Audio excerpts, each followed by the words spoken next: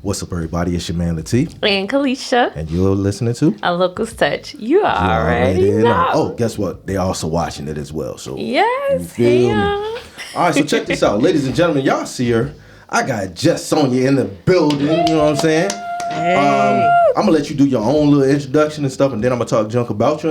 No, I'm joking. Let everybody know a little bit about Just Sonja. What's good, y'all? Obviously, like you said, my name is Just Sonja. I've been doing comedy now collectively for about 7 years. Okay. I started doing it online, like with skits and all that stuff, and I kind of wanted to take to the stage. So I took to the stage back in like 2020. Okay. Yeah, and been on stage ever since. All right, so let us know a little bit about where you're from, growing up, and all of that. I'm actually, I'm from here, born and raised in Virginia. I lived in Norfolk most of my life. Okay. I moved out the beach maybe about like 3-4 years ago. Okay.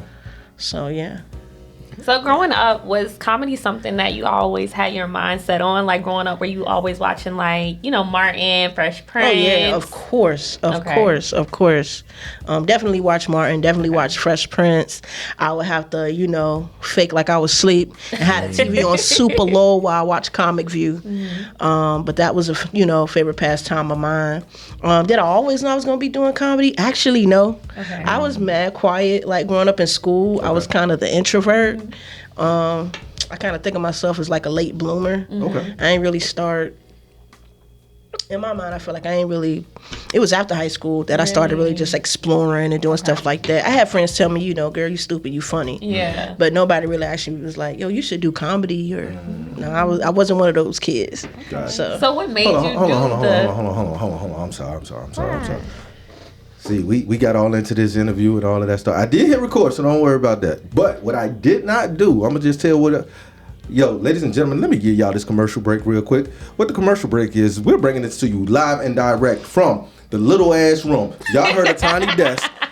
NPR tiny desk. This is the little ass room. So that's where we're at, in the little ass room. Okay? So, now we can commercial over. Go ahead, talk to me. You said you was going to say that too. Yeah. I like it though. I think it's gonna stick, y'all, for real. It's gonna stick. They ain't got nothing to talk because I can't afford a big ass room, so we in a little ass room. It's gonna stick. No, but I was just saying, so what was that? What do you think was the push to be like, okay, I'm gonna do comedy? Like, was it a random day? Was it like, I have nothing else to do, let me try it? I know you said you did skits online. Was it during COVID, when that time was kind of popular? But you said 7 years ago, so let's not do the math. That's definitely you Googled it. Well, not really, because we're in 2026. Okay, so, yeah, but okay. Okay, I'll pass on me. Okay. But what did you say was your breakout moment to be like, okay, let me take it to the stage? Yeah, let me take it to the stage. Let me take it serious. I'd attribute it to COVID a little bit because at the time I was doing like security or whatever, but I was working at like a medical facility, so or doctor's office, if you will, and so they kind of shut down the doctor's office. So I was kind of out of work, so I was sitting at home, doing skits a lot more, and I was just like, you know what, I'm just gonna go for it. Do it. Yeah, I think,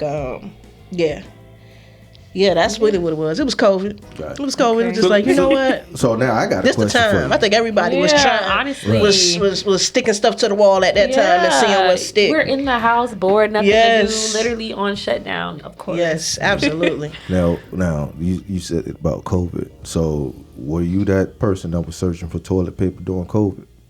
No. Okay, you were stocked up. I was stocked up. Okay. I was stocked up. I'm just checking. Thank God for my mama and my grandma at the time. I wasn't ahead of the game. They was. Okay, because I was like, come on around here, get this toilet paper. Right. Because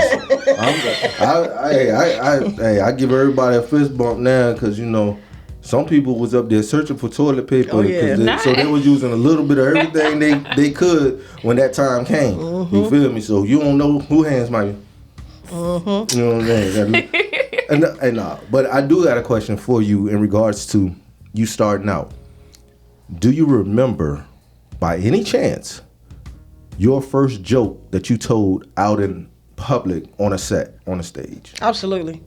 Yeah. My first joke was, because at the time, I was on break from working, but I knew I didn't really want to go back to doing security if I had a choice.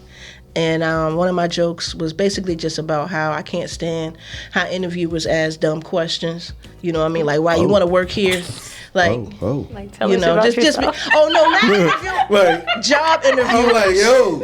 I'm like, oh no. Damn. No, that's not what I meant. Tell us how you really feel. That's not what I meant, y'all. I meant when you go to apply for a job, like job interviewers. Okay. Job interviewers. Okay.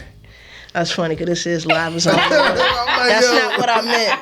The joke was about how, like, when you do job interviews, the interviewers ask questions like, why you want to work here? Obviously, you know, we need money. You know what I mean? Yeah, I get it. So yeah, that was kind of one of my first jokes was like along that line. Got you. Stuff like that. You know what I mean? Do you remember how you felt like going on stage for the first time? Like not doing a skit, but actually going on stage for the first time and how that felt? I was really nervous. Okay.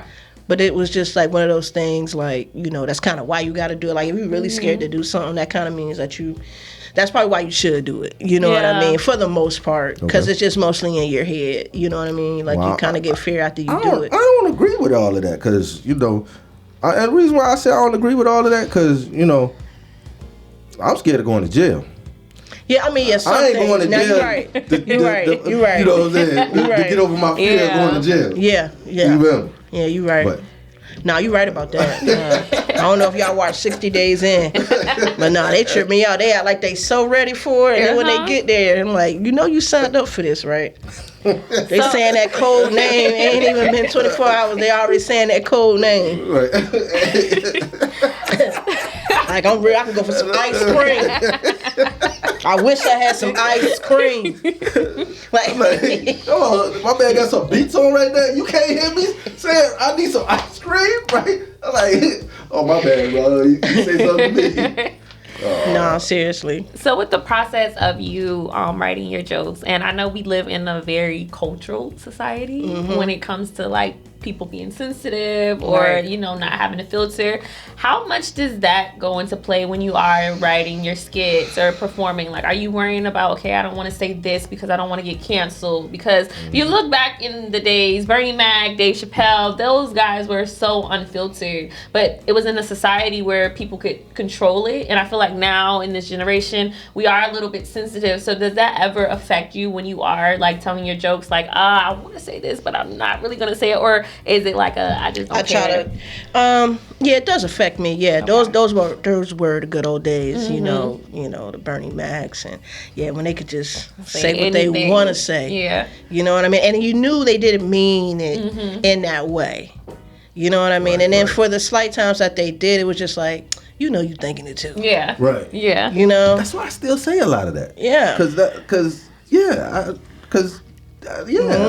about to drop one just now, but I'm looking. I'm like, it's like it does play a part because the world is a little bit more sensitive than what it used to be. So yeah, I'm a bit mindful, but I still got to keep it true to me. Yeah, you know what I mean. I'll say, I'll try and ride that fine line best I can without having to where they like, all right now, you know. So yeah, it does play a part. Absolutely.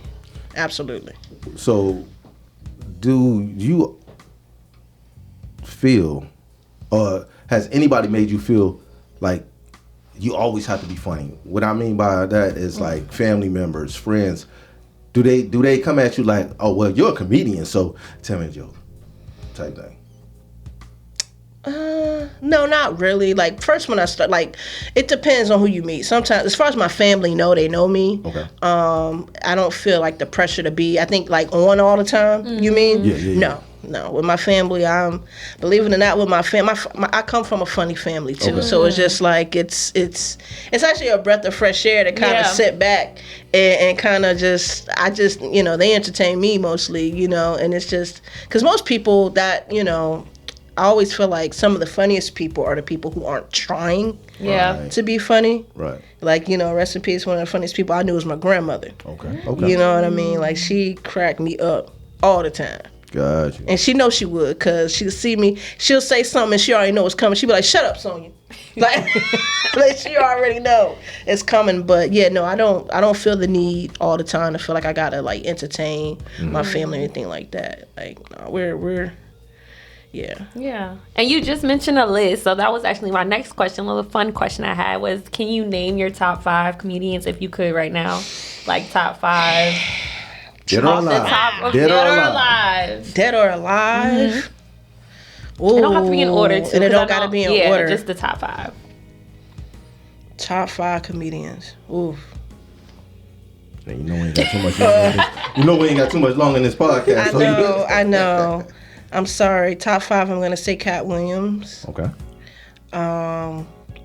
Dead or alive. We definitely gotta go Bernie.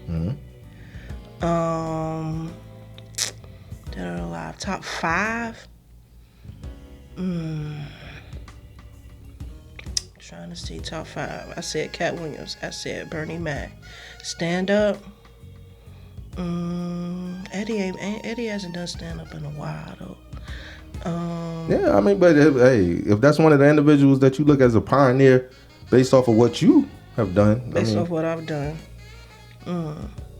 It's gonna be hard. Let me see. I feel like I'm taking a long time. Yeah, I feel we're gonna think about we're gonna think about the ladies though too. I like some more. Okay. That's 2 more. I need 2 more people. 2 more. I'm gonna go with we'll do Kevin. We'll put Kevin up in there. Okay. And I feel like we need some more ladies. We need one more lady. We're gonna do Cheryl Underwood. Okay. All right. Well, ladies and gentlemen, that also gives you her age as opposed to my age, because I would already defaulted to Richard Pryor. You taking no time? No, I'm just playing. You know what I'm saying? Robin Harris. I mean, but that's just me. That's just me. So, what do you have coming up? Actually on Juneteenth, Friday the 19th, I'm going to be doing the Diversity Jam that's at Push Comedy Theater. Okay. So it's going to be a little bit of improv. Like I said, it's going to be in the spirit of Juneteenth and Pride Month all together. Okay. So I'm going to be doing a little bit of stand-up, and I'm also going to be participating in some of the improv sketches that they have coming up. Dope. July 19th through the 25th, I believe, I'm going to be in L.A. For Hope Flood's Comic Rocks convention. Okay. So, yeah, that's going to be kind of some of everything. We're going to do a lot of seminars there. I'm going to be performing along with, or on the show with Rodney Perry and Melanie Camacho. Gotcha. So that's very looking forward to that. As you should. Yes. So, if people want to follow you, people want to get at you, people want to hire you, book you, people want to sleep with you. I'm joking. But people just, you know what I'm saying? Just you know what I'm saying? They trying to, you know what I'm saying? They just trying to stalk you either which way. Give us some information. Okay. Yeah. Nat want to stalk me. All right. No, yeah, we're going to get a commercial answer. Yeah, y'all can follow me at all platforms. Just Sonja Comedy. JUSTSONJA Comedy. Yeah, you can reach out to me on all platforms. So that's Instagram, that's Facebook, that's TikTok. You can hit me up on Twitter. It may be a month or two before I answer because I'm hardly up there. I'm just going to let y'all know that right now. But no, for the most part, it's TikTok, Facebook, Instagram. Just Sonja Comedy. So she thinks she's slick, though, with it. Hey, so I'm gonna give y'all the understanding of why I make them do this. Spell it out, please. JUSTSONJA Comedy. Y'all see what I'm saying? Because some of y'all would have spelled it with a Y, and, Yeah, they spell my name all types of ways. You see what I'm saying? So that's why for y'all folk, there's a little touch. Yeah, that's why I do that right there. Hey, so real talk. We really appreciate you stopping through. I thank y'all for having me. I really enjoyed this. Thank that's you. what I like to hear. Y'all had some really cool questions. Y'all, I like it. It's real laid back and it's really chill. You know what I'm saying? And we really stuffed up in this little ass room. We are.